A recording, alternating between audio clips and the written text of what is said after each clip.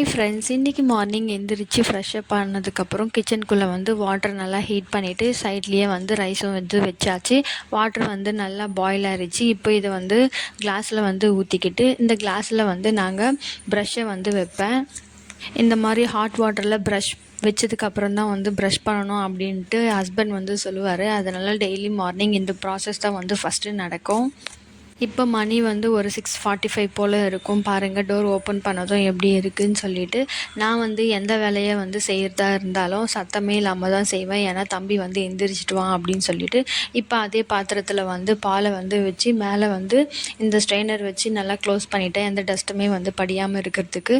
இப்போ side by side வந்து வீடும் வந்து பெருக்கி க்ளீன் பண்ண ஆரம்பிச்சிட்டேன். பால் வந்து கொதிக்கிற கேப்பில் ப்ரஷ் பண்ணிவிடுவேன், வீடெல்லாம் பெருக்கிட்டு. இப்போ வந்து ஹாலில் வந்து நான் லைட்டே வந்து ஆன் பண்ண மாட்டேன். ஏன்னா தம்பி வந்து எந்திரிச்சிடுவான் அப்படின்றதுனால. மேக்ஸிமம் வந்து கிச்சனுக்குள்ளே செய்கிற வேலையால் சவுண்டு கேட்டு எந்திரிச்சிடுவான். பாருங்கள், இப்போ வந்து நான் லைட்டே ஆன் பண்ணலை. சார் வந்து எந்திரிச்சிட்டாரு சவுண்டு கேட்டதுக்கப்புறம். எந்திரிச்சு தான் நேராக வந்து சார் கிச்சனுக்குள்ளே வந்து பார்ப்பார் நான் எங்கே இருக்கிறேன் அப்படின்னு சொல்லிட்டு. அதுக்கப்புறம் இவரோட அப்படியே விளையாடிக்கிட்டு கிச்சனில் சைட் பை சைடு என்னோடய வேலையும் வந்து நான் பார்க்க ஸ்டார்ட் பண்ணிவிடுவேன். பாருங்கள், கிச்சனில் வந்து உட்காந்துட்டாரு சார். பால் வந்து நல்லா கொதிச்சிருச்சு. இப்போ இதை வந்து எடுத்து நான் செல்ஃபில் வந்து வச்சிடுறேன். இப்போ வந்து நம்ம குழம்பு வந்து செய்ய ஸ்டார்ட் பண்ணிடலாம். இன்றைக்கி வந்து கீரை குழம்பு செய்யலான்னு தான் பிளான் பண்ணியிருக்கேன். அதுக்கு ஃபஸ்ட்டு ஒரு குக்கரில் வந்து துவரம் பருப்பு நல்லா கழுவி எடுத்துக்கிட்டு ஃப்ளேவருக்காக ஒரே ஒரு பச்சை மிளகா, அது கூடவே கொஞ்சமாக கருவேப்பிலை, அதுக்கப்புறம் ஒரு பெரிய சைஸ் தக்காளி வந்து கட் பண்ணி எடுத்துக்கிட்டேன். இப்போ அது கூடவே கொஞ்சமாக மஞ்சள் தூள், மிளகாய் தூள் நல்லா போட்டு கலந்து விட்டுக்கணும். தேவைப்பட்டால் இதில் வந்து கொஞ்சம் ஆயிலை கூட ஆட் பண்ணிக்கலாம். ஏன்னா விசில் வரும்போது வந்து அது வந்து பொங்கி வராது. இப்போ இந்த கீரையை வந்து நான் கழுவி நல்லா க்ளீன் பண்ணி வச்சுக்கணும். இப்போ பருப்பு வேகிற இந்த கேப்பில் வந்து இந்த ப்ராசஸை வந்து பண்ணிகிட்ருந்தேன்.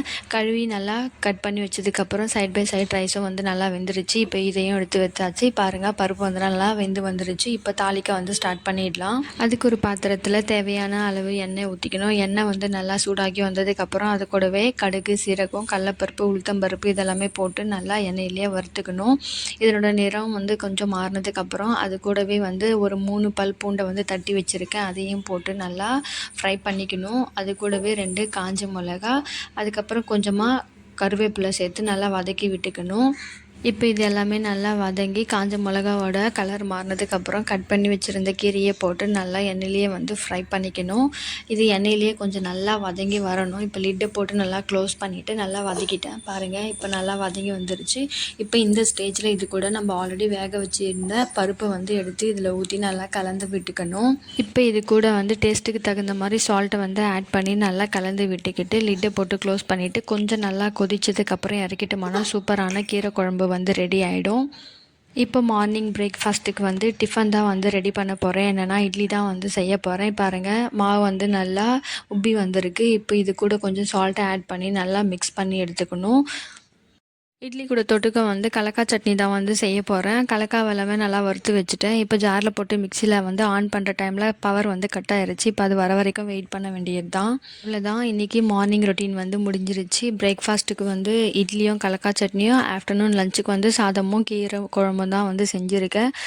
சைட் பை சைடு பாருங்கள், குட்டி பசங்க வந்து எந்திரிச்சு வீட்டையே ஒரு அமக்கலம் பண்ணிகிட்ருக்காங்க. இனி இதெல்லாமே க்ளீன் பண்ணால் அவ்வளோதான். நாளைக்கு வேறு ஒரு மினி விலாகில் பார்ப்போம்.